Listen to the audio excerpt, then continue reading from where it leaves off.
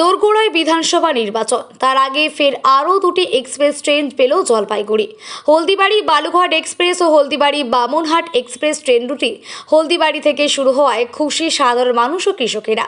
এদিন দুটি ট্রেন আনুষ্ঠানিকভাবে হলদিবাড়ি থেকে ছেড়ে বালুরঘাট ও বামনহাট চলাচল শুরু করে।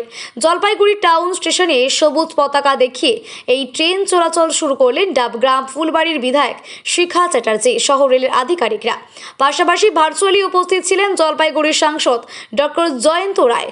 উল্লেখ্য, উত্তরবঙ্গে জলপাইগুড়ি কোচবিহার জেলা মূলত কৃষি প্রধান এলাকা, আর এই এলাকার কৃষকদের দীর্ঘদিনের দাবি ছিল বামনহাট শিলিগুড়ি জংশন ট্রেন ও নিউ জলপাইগুড়ি বালুরঘাট এক্সপ্রেস এই দুটি ট্রেনকে হলদিবাড়ি থেকে চালু করার।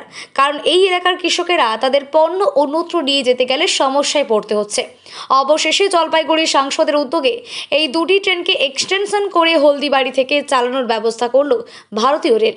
এই ট্রেন চলাচল এই দিন থেকে শুরু হলো।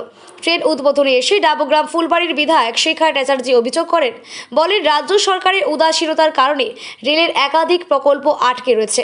বর্তমানে রাজ্যে স্পিড ব্রেকার চলছে। গোটা রাজ্য জুড়ে রাজ্য সরকার রেলের একাধিক প্রকল্পের কাজ আটকে রেখেছে, জমি অধিগ্রহণ আটকে রেখে। অন্যদিকে শাসক তৃণমূলের দাবির সামনে বিধানসভা ভোটের কারণে বিজেপি এই দুটি ট্রেন এক্সটেনশন করে চালাচ্ছে। শিখা দেবী তার নিজের এলাকায় কাজ করেনি, এবারে হেরে যাবেন, তাই তিনি এই ধরনের ভুলভাল মন্তব্য করছেন। এই দুটো ট্রেনের উদ্বোধনের আজকে থেকে শুরু করার ফলে এই হলদিবাড়ি থেকে একটা বালুরঘাট, একটা বামনহাট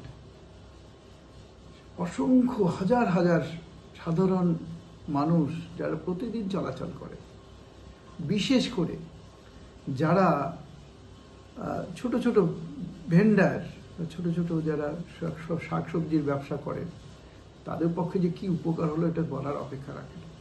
সাথে সাথে আমাদের কৃষকরা দাম পায় না তাদের কৃষি পণ্যের, সেই দামটাও তারা এর ফলে তার বাজারজাত হওয়ার ফলে দাম কিন্তু তারা পাবেন। এতদিন তাদেরকে কখনো কখনো ফেলে রাখতে হয় মাঠের মধ্যে, কখনো কখনো টমেটোকে পড়ে থাকতে দেখি রাস্তার মধ্যে, কখনো দেখি লঙ্কা বাজারে বিক্রি না করেই কৃষকরা লঙ্কা বাজারে রেখেই চলে যান। তো এই অবস্থার পরিবর্তন হবে এবং তাদের অর্থনৈতিক অবস্থা ভালো হবে।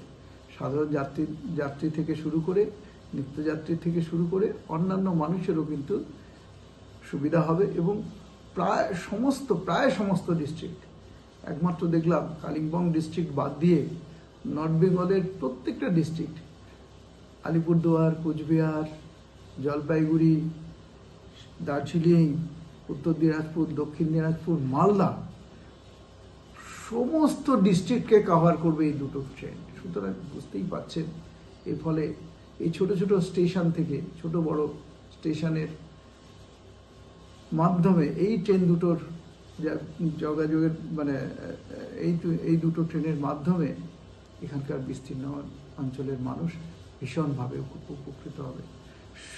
ধন্যবাদ মোদিজিকে, ধন্যবাদ আমাদের রেলমন্ত্রী শ্রী অশ্বিনী বৈষ্ণবজিকে।